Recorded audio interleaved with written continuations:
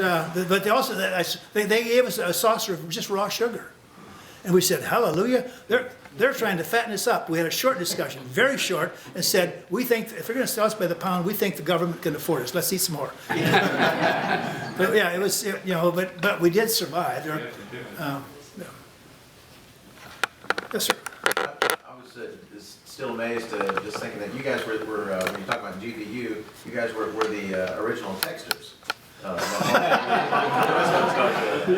that was kind of neat. And now then we had an accident.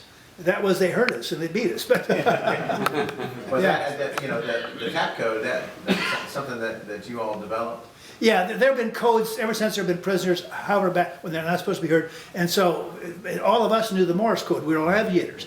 Well, you can't send a dash through a foot of concrete, but you can send, if I tap you and you push your ear to the wall, I can tap pretty lightly.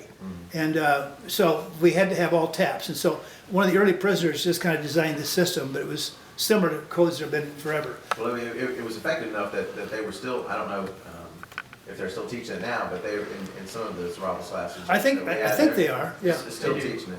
Yeah, Still they do. teaching it, so, and I guess to that point, the reason I bring that up, how effective did you feel like that going through that experience, that your training was helpful to you, or did you have to create a lot of new things, or?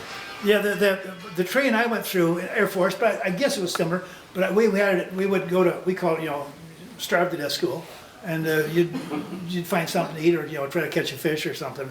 But then the bad stuff, they'd put you in a box and they'd beat on you a little bit and so on. The problem was, we call it escape and evasion in the Air Force. Well, what if you're caught and you're there for 6 years? They didn't teach us how to deal with the enemy. You got to survive, right? And we had the senior ranking officer, SRO, is boss, is dictator in cell. It's got to be that way, according to those of us who were there. But and here's an example. You've been there 3-4 years, and Lieutenant Jones is pretty sick. He might die. You're a major in charge. You're the SRO. You go to the camp authorities and you say, Lieutenant Jones needs medicine. He's about to die. And they say, we won't talk to you. We'll talk to Lieutenant Jones. Always trying to break down our rank structure.